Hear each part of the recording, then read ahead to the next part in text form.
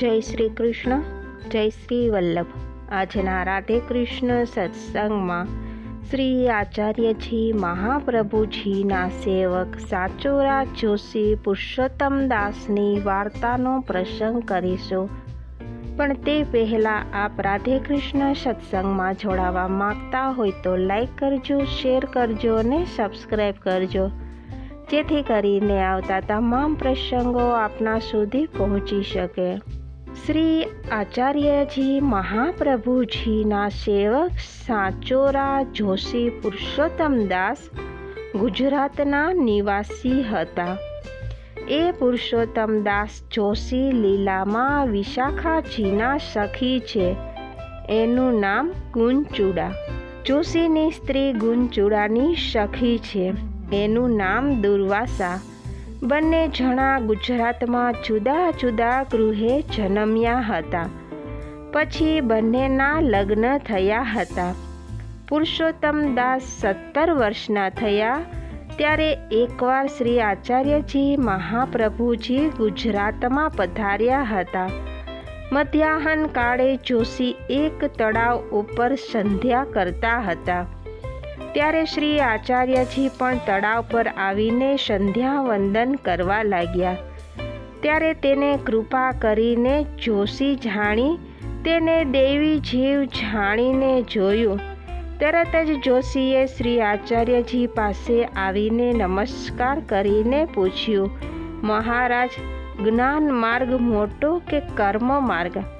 શ્રી આચાર્યજીએ પ્રત્યુત્તર આપ્યો કે જેના મનમાં જે માર્ગ દ્રઢ આવે તે, અને જેમાં જેની શ્રદ્ધા અને વિશ્વાસ હોય તે તેના મનથી મોટો, અને મોટો તો ભક્તિ માર્ગ છે, જેના થકી જીવ કૃતાર્થ થાય છે।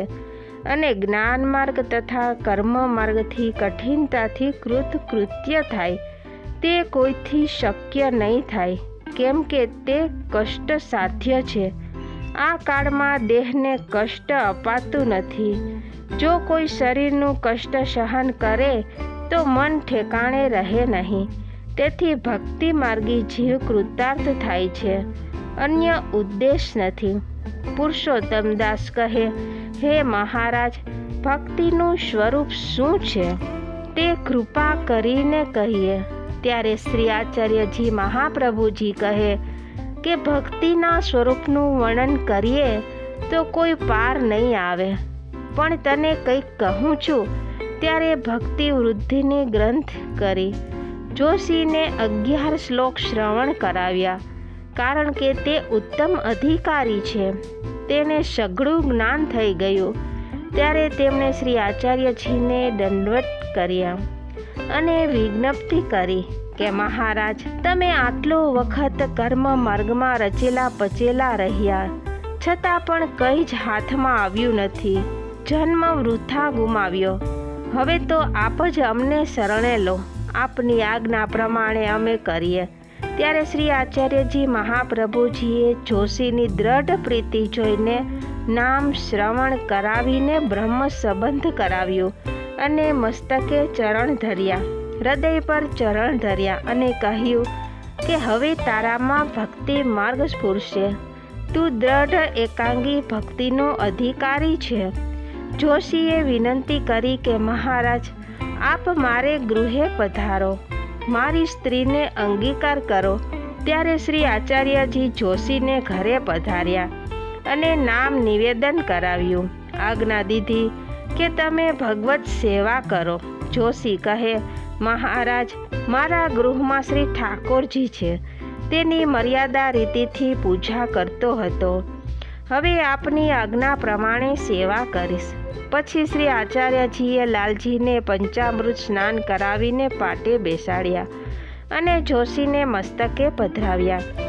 માતા પિતાએ તો અગાઉ જ દેહ છોડ્યા હતા, તેથી બંને પતિ પત્ની પ્રીતિપૂર્વક સેવા કરવા લાગ્યા। પછી શ્રી આચાર્યજી મહાપ્રભુજી દ્વારિકા પધાર્યા। પછી જોશીએ ઘણી સેવા કરી, ભગવત ભાવમાં મગ્ન રહેતા હતા, અવ્યાવૃત થઈને રહેતા, પોતાનો હૃદય ભાવ કોઈ સમક્ષ પ્રગટ કરતા ન હતા। એકવાર પુરુષોત્તમ દાસ જોશીના મનમાં થયું કે શ્રી ગોકુળ જઈને શ્રી ગુંસાઈજીના દર્શન કરું. જ્ઞાતિમાં લોકોને કહ્યું કે અમે કાશી જઈએ છીએ. પછી બરસાનાનું નામ લઈને સ્ત્રીની સાથે અશ્વ પર સવાર થઈને શ્રી ઠાકોરજીને પધરાવીને નીકળ્યા. કેટલાક દિવસ ઉજ્જૈન આવ્યા. અહીં આવીને પૂછ્યું કે પદ્મા રાવણના બેટા ક્યાં રહે છે? શ્રી ગુંસાઈજીના સેવક છે, તેમને મળવું છે. લોકો કહે, પદ્મા રાવણના તો 4 બેટા છે, 3 બેટા ભેગા રહે છે, જ્યારે એક કૃષ્ણ ભટ્ટ નામે બેટા અલગ રહે છે. ત્યારે જોશીએ વિચાર્યું કે પહેલાં 3 બેટાને ઘરે જઈએ. પછી તે 3 બેટા પાસે આવ્યા અને 3 બેટાએ તેમને અન્ન આપ્યું. જોશીએ વિચાર્યું કે પદ્મા રાવણના આવા બેટા કેમ જાણીએ? એ તો કોરા વિપ્ર દેખાય છે, જેમનામાં પ્રેમના લક્ષણ જ નથી.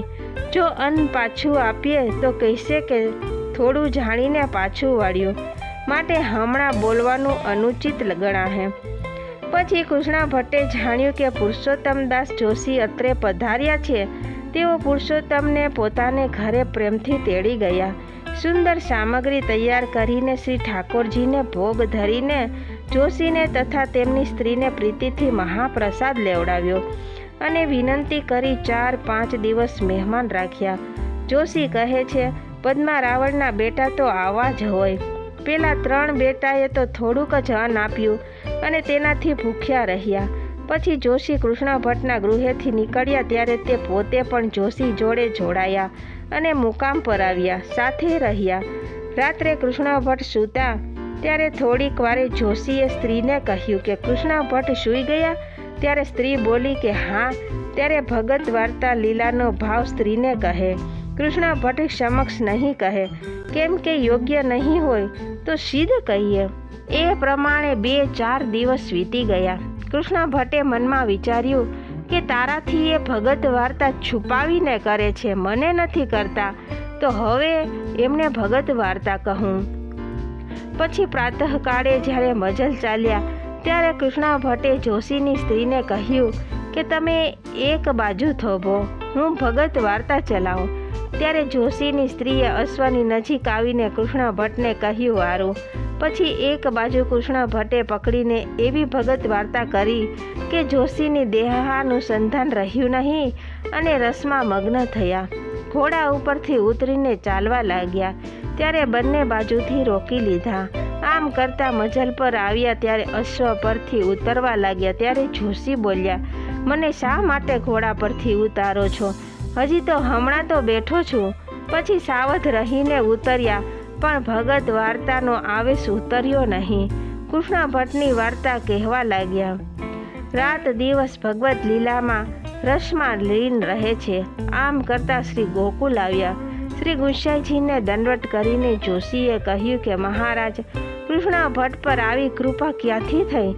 ત્યારે ગુંસાઈજી શ્રી મુખે બોલ્યા કે કૃષ્ણ ભટ્ટને હરિવંશનો સંગ છે, તેથી કૃપા છે. પછી જોશીની શંકા નિર્મૂળ થઈ. ત્યારથી મન ખોલીને ભગત વાર્તા કરવા લાગ્યા. એક દિવસ શ્રી ગોકુલમાં રહીને શ્રી ગુંસાઈજીથી વિદાય થઈને કૃષ્ણ ભટ્ટ સાથે જોશી પોતાની સ્ત્રી સાથે નીકળ્યા. ભગત વાર્તા કરતાં કરતાં તેઓ કેટલાક દિવસે ઉજ્જૈનમાં આવ્યા. પછી કૃષ્ણ ભટ્ટે પ્રેમપૂર્વક રાખ્યા. ભગત વાર્તા કરીને અત્યંત પ્રસન્ન થયા. પછી જોશી તથા તેમની સ્ત્રી કૃષ્ણ ભટ્ટની વિદાય લઈને ગુજરાતમાં સ્વગૃહે આવ્યા. તેઓ પ્રેમપૂર્વક ભગત વાર્તા કરતા અને લૌકિક જાણતા નહીં એવા ભગવદીય પુરુષોત્તમદાસ જોશીની વાર્તા ક્યાં સુધી કહીએ. તો આ સાથે જ આપણે આજના વાર્તા પ્રસંગને અહીં વિરામ આપીએ. ફરીથી મળીશું નવા જ પ્રસંગો સાથે. જય શ્રી કૃષ્ણ, જય શ્રી વલ્લભ.